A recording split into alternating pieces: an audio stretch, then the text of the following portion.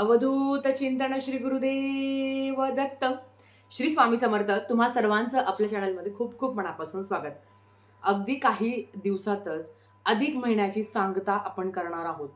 अधिक महिन्यातील शेवटचे 5 दिवस खूप महत्त्वाचे असतात.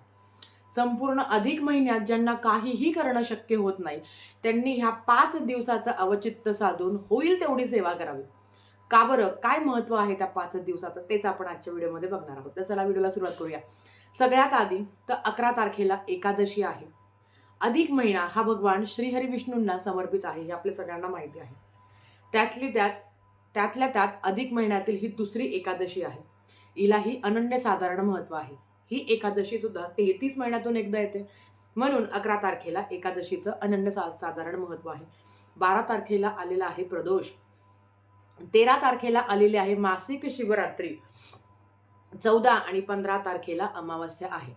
11 ते 15 हे दिवस अतिशय महत्वाचे आहे आपल्याला सेवा करण्यासाठी. भगवान श्रीहरी विष्णूंची अखंड कृपा आपल्यावर असावी आणि आपल्या आयुष्यातील ज्या काही घटना आपल्याकडनं घडल्या आहे किंवा अधिकम अधिक असते ज्याला आपण म्हणतो की थोडी जरी सेवा केली तरी त्याचं आपल्याला पुण्यफळ अधिक पटीने मिळत असतं. असेच हे शेवटचे काही दिवस.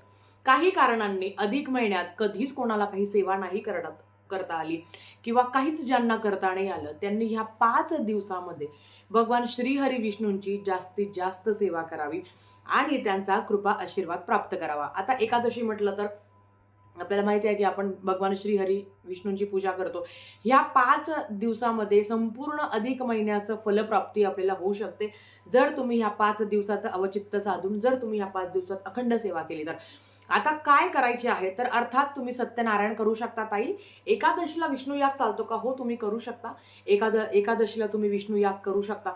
11, 12, 13, 14 ह्या दिवसामध्ये तुम्ही पितरांची सुद्धा सेवा करू शकता. आता अमावस्या म्हटलं तर आपण पितरांची सेवा करणारच आहे, पण ह्या 11, 12, 13, 14 आणि 15 या तारखेमध्ये आपल्याला फक्त विष्णूंची जास्तीत जास्त सेवा करायची आहे.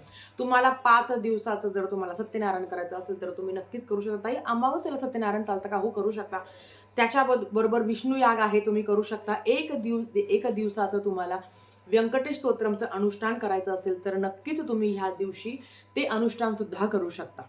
त्याच्याच बरोबर येतं ते की संक्षिप्त श्रीमद भागवत ग्रंथ याचंही पारायण तुम्ही करू शकता. एका दिवसाचं पारायण तुम्ही करू शकता.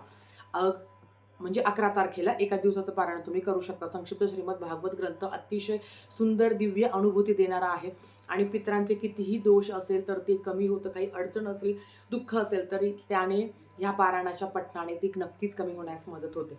दुसरं येतं ते जसं तुम्हाला सांगितलं की सत्यनारायण, गीतेचा 15वा अध्याय, गीतेची 18 नावं, नाहीतर एक माळ ओम नमो भगवते वासुदेवाय नमः या मंत्राचा तुम्ही करू शकता. ह्या 5 दिवसात तुम्हाला जेव्हा जमेल आणि एकादशी आहे नक्कीच तुम्ही विष्णू याग करू शकता.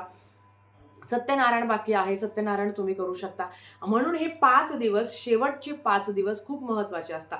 बघा, कुठलीही सेवा आपण जेव्हा करत असतो ना तेव्हा शेवटचे काही दिवस खूप महत्त्वाचे मानले गेलेले आहे. किंवा जसं नवरात्रीची सांगता आहे तर मग कुळाचार असतो, कुळधर्म असतो. गणपती बाप्पांच्या विसर्जनाच्या वेळेस सुद्धा अनंत चतुर्दशी असते.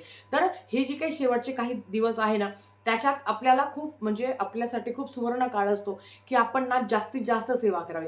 अगेन आपण गावाला गेलो, काही सुखदुःख आले, विटाळ आले, मग काही काही सेवा राहून गेल्या, नक्कीच तुम्ही या 5 दिवसात त्या सेवा उरकून टाकू शकता. ज्यांची इच्छा आहे की संक्षिप्त श्रीमद भागवत ग्रंथाचं ताई मी रोज 3 अध्याय पठण करू शकता, हरकत नाही, तो पठण करा. संक्षिप्त श्रीमद भागवत ग्रंथ जो प्राकृतमध्ये आहे, दिंडोरी प्रणित ग्रंथ तुम्ही आणावा आणि तो पठण करावा.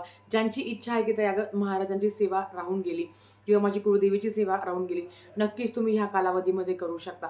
ज्यांना वाटतंय की म्हणजे बाळकृष्णाला तुळशीचं अर्चन राहून गेलं किंवा बाळकृष्णाच्या मूर्तीवर मी अभिषेक करत होते ताई, तो काही कारणांनी राहून गेला, मनात एक हुरहुर लागतेच बघा आपल्या की अगं बघ ना माझं झालं नाही. जेव्हा तुमचे कमेंट्स येतात की ताई अगं बघ माझं आज इतकं झालं, मी इतकं वाचलं, तुम्हाला किती भारी वाटतं.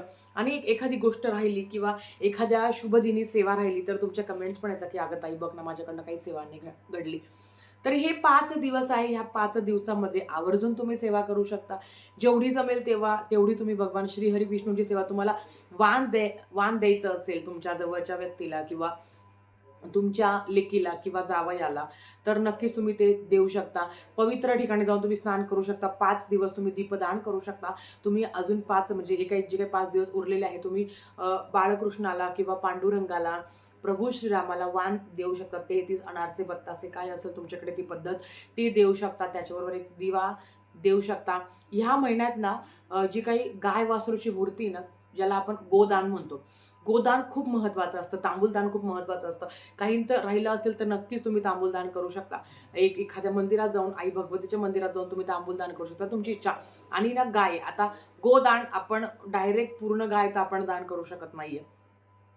पण मग त्याच्यासाठी ना गुरुजींना गाय वासराचं छोटीशी मूर्ती, यथाशक्ती पितळी, यथाशक्ती मूर्ती, तुम्ही छोटी घ्या, मोठी घ्या, तुमची इच्छा. मग एकादशीचं अवचित्त साधून तुम्ही गुरुजींना सुद्धा कोरडा शिधा दान करू शकता. गाय वासरूची ती मूर्ती आहे, ती संकल्पयुक्त तुम्ही दान करू शकता.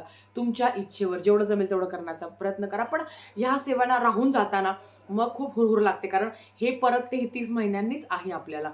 मग तेवढं जर आपल्याला 5 दिवस भेटले आहे ना, तर काही ज्या सेवा राहिलेल्या आहे. बरेच लोक सगळ्या देवांना वाण देतात. तुम्ही ज्या देवाला मानता त्यांना वाण द्यायचं राहिलं असेल तर हे अतिशय शुभ दिन आहे. हे करा. हे करून तुम्ही खूप श्रीमंत व्हाल, करोडपती व्हाल असं मला अजिबात म्हणायचं नाही. पण तुम्हाला जो आनंद मिळेल ना, की माझ्याकडनं काहीच झालं नाही, पण ह्या 5 दिवसाचं मी या 5 दिवसाची मी म्हणतो ना, की सुवर्णकाळ होता आणि ह्या 5 दिवसाच्या संधीचं मी सोनं केलं आणि माझ्याकडनं जेवढी जास्त होईल तेवढे नामजप किंवा ज्या काही आपल्याकडनं जे काही दानधर्माच्या गोष्टी आहे, अधिक महिन्यात तुम्हाला यथाशक्ती कुळदेवीची ओटी भरणं आहे किंवा कोणाला तरी दान करणं आहे, ह्या 5 दिवसात तुम्ही करू शकता. काहीच अडचण नाही. दान करणं किंवा सेवा करणं याला काही नाहीये. पण काहीच झालेलं नाहीये ना, मग हे 5 दिवसामध्ये एवढी सेवा करा ना, की खूप छान वाटेल आपल्याला, की चल एवढं झालं होतं, थोडंसं राहिलं होतं ते मी आता करून घेतलं. कारण आता शाळा पण सुरू होणार आहे. प्रत्येकजण आपापल्या घरी जाणार आहे. काही गेले असेल, काही जाणार आहे.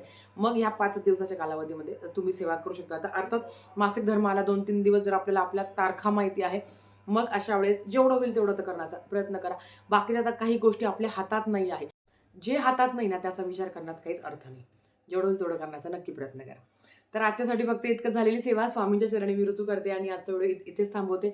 आवडला असेल तर लाईक, शेअर, सबस्क्राईब करा. भेटूया परत अशाच एका नवीन व्हिडिओसोबत. तोपर्यंत श्री स्वामी समर्थ.